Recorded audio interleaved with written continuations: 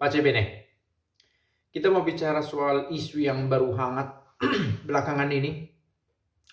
Uskup Katolik berpolitik mendukung sebuah hoax, katanya sebuah berita miring yang membawa orang secara khusus Katolik pada pemahaman yang keliru bahwa ada uskup yang ikut berpolitik praktis. Baik para sulprit, saya pikir pelan-pelan kita perlu melihat situasi ini. Kita mau kaitkan juga dengan bacaan hari ini. Pertama, benarkah Katolik, uskup, pastor itu tidak berpolitik? Dan mengapa sampai pada keadaan sekarang memang secara praktis tidak ikut berpolitik? Dan apa yang mau dijaga dengan tidak ikut politik praktis? Oke. Dalam perjalanan sejarah, gereja Katolik itu pernah sangat erat dengan politik. Itu yang konsep awal yang bisa kita pakai. Dan sebelumnya lagi harus kita katakan apa itu sebenarnya politik. Saya pikir kata politik mengalami penurunan makna, peyorasi, pejore, lebih buruk sekarang. Kesannya negatif. Ketika orang berbicara politik, oh itu bukan urusan saya hanyalah rakyat biasa. Yang penting keluarga saya makan, dan orang-orang politik itu orang-orang curang, orang-orang yang mengambil kesempatan, oportunis, mengambil untung dari rakyat. Ada kesan seperti itu, spontan. Padahal politik itu dari kata Yunani, polis, kota-kota, tempat-tempat bersama, bertemu orang-orang, politea, kependudukan, hal mengenai kependudukan hidup bersama. Sebagai penduduk dalam satu komunitas. Maka hal-hal mengenai yang baik dalam hidup bersama dibahas dalam politik. Itu secara fundamental artinya. Artinya tugasnya tidak jauh dari gereja, cuma gereja berpusat pada Allah. Politik berpusat dalam kehidupan bersama itu sendiri.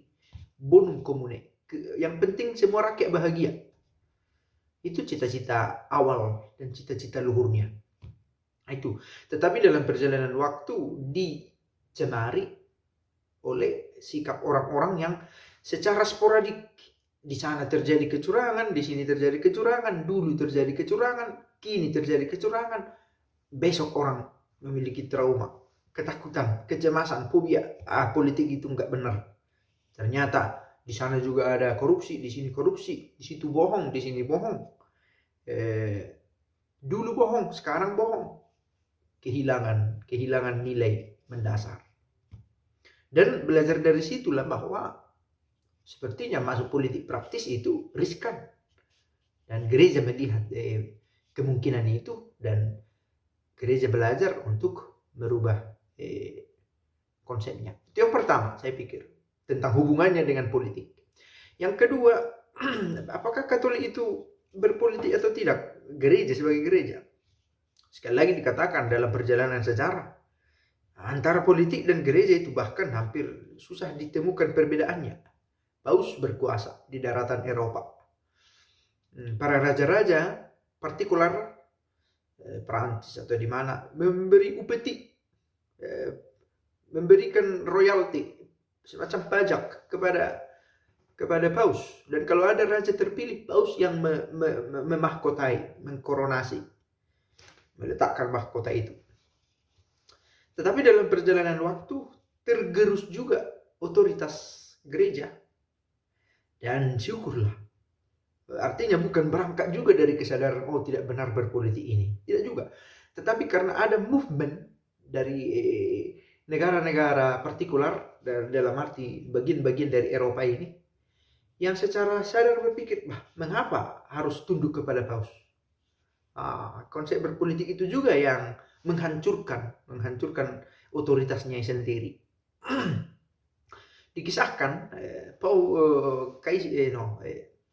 Raja Prancis Napoleon Bonaparte diangkat menjadi raja tahun 1800-an, abad ke-18 awal, abad ke-19 awal atau 18 akhir. Dalam tradisi, paus yang mengkoronasi, memahkotai. Tetapi kalau tidak salah katanya Paus Pius ke-7. Tetapi Napoleon Bonaparte mengambil satu sikap kecil yang efeknya besar sekali. Nah, tradisinya adalah raja terpilih berlutut di hadapan Paus dan Paus memahkotai, menunjukkan otoritas, superioritas dari Paus. Tetapi ketika pengangkatan Napoleon Bonaparte, Napoleon tidak berlutut dan mengambil sendiri mahkota itu dan meletakkannya ke kepalanya sendiri. I am the king. Tidak ada kekuatan politis lain yang bisa mengendalikan. Tergerus pelan-pelan, mundur. Tidak diakui lagi kuasa politis dari gereja. Dan syukur, dalam arti syukur juga Napoleon Bonaparte membuat begitu, sehingga gereja belajar untuk tidak menjadi rakus, menguasai semuanya.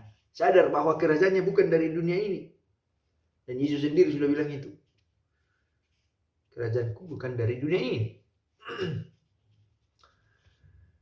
Dan sejak saat itu memang bukan sejak saat itu, tahun 1789 sudah ada revolusi Prancis. Nah, sudah mulai ada gebrakan-gebrakan, sekali lagi sporadik di sana, mulai melawan-lawan kecil-kecil, di sana mulai melawan kecil-kecilan.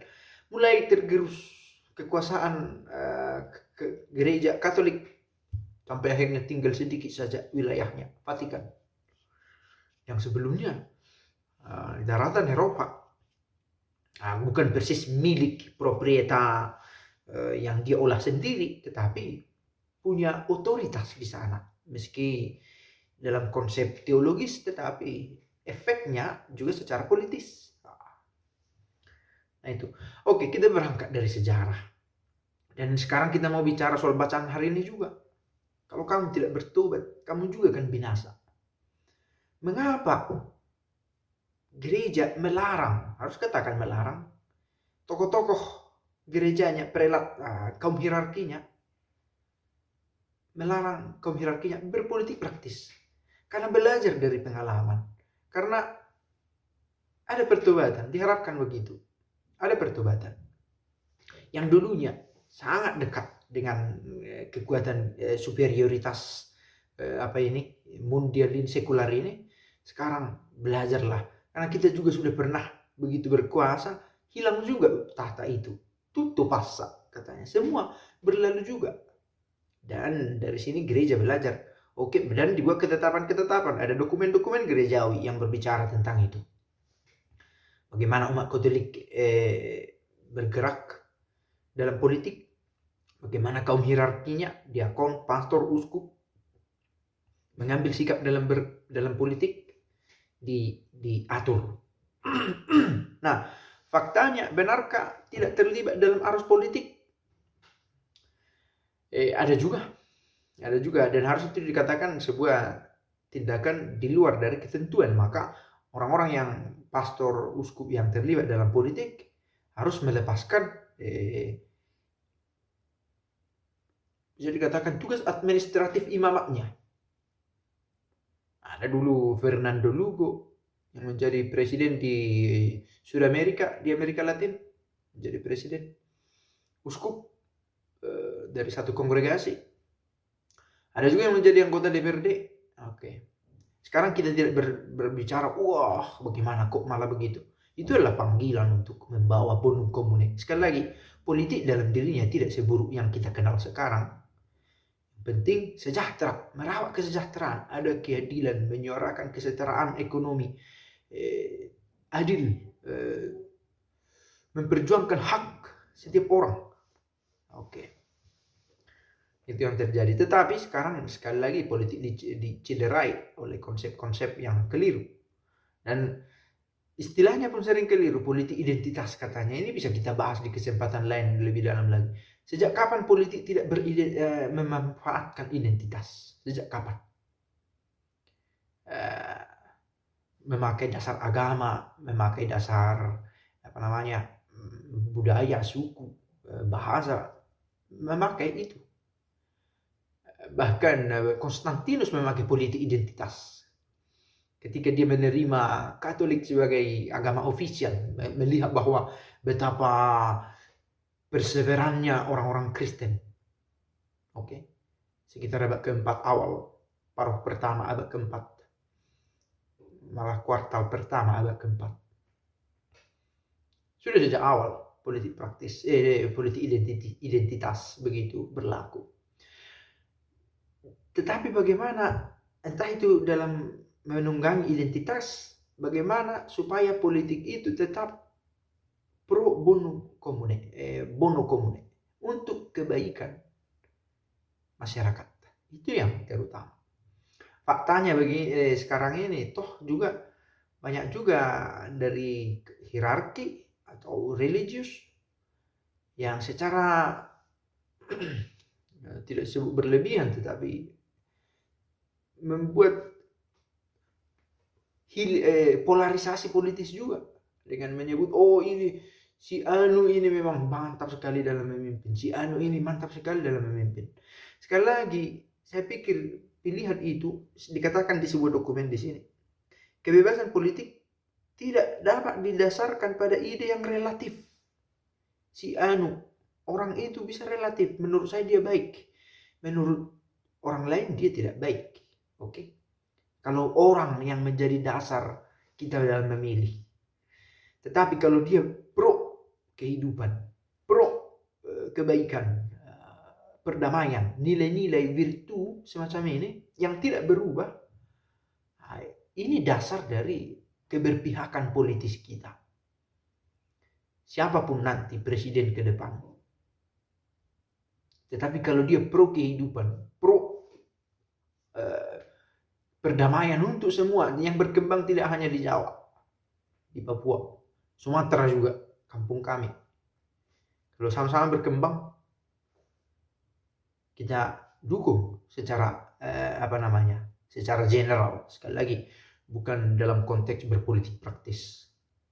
Karena toh meskipun dalam praksisnya, dalam prakteknya, toh kita berpolitik juga dengan memberikan suara, tetapi tidak membuat polarisasi politis. Kita dukung si anu ya, dengan mengatakan itu hilang sedikit kebebasan berpolitiknya. Itu yang diawaskan. Nah, saya pikir perlu juga akhirnya memang pernyataan resmi rilis semacam itu yang dibuat oleh uskup Keuskupan Jakarta itu. Tidak ada pernyataan untuk memilih si anu, tetapi harus dikatakan dalam berpolitik kita harus memilih kebaikan, untuk bonum comune. Nah, siapa orangnya? Orangnya bisa berganti-ganti. Oke, paling lama 10 tahun kalau 2 periode. Tetapi siapapun yang baru memimpin pro bonum comune. Dan gereja ada di sana. Dan Yesus pun menunjukkan itu. Nah, apa kaitannya dengan Injil hari ini? Pertobatan. Gereja Katolik itu bertobat dari kesalahan pernah menjadi begitu erat dengan politik. Oke. Tetapi bertobat bukan berarti sudah selesai. Karena kita masih ada di dunia ini, di dunia yang berubah-ubah, ada cobaan.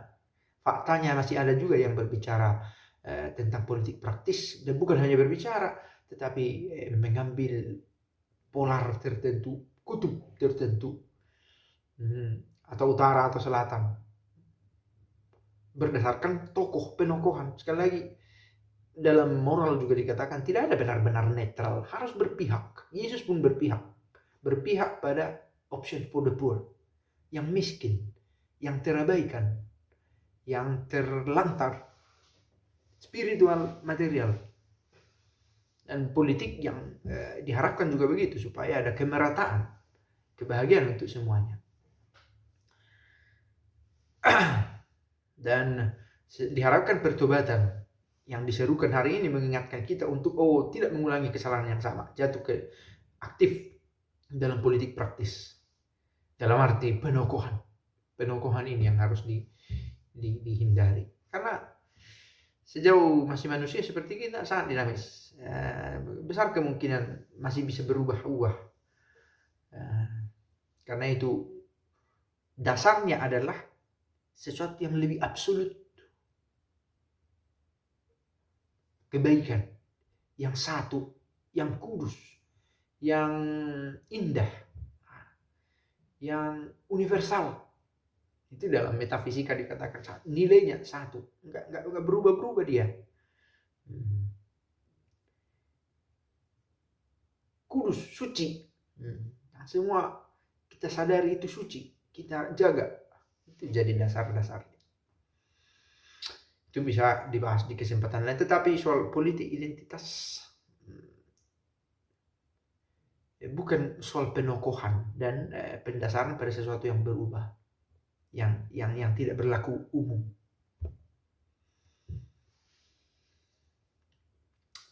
Oke, semoga berguna video ini dan Pak CE Bene.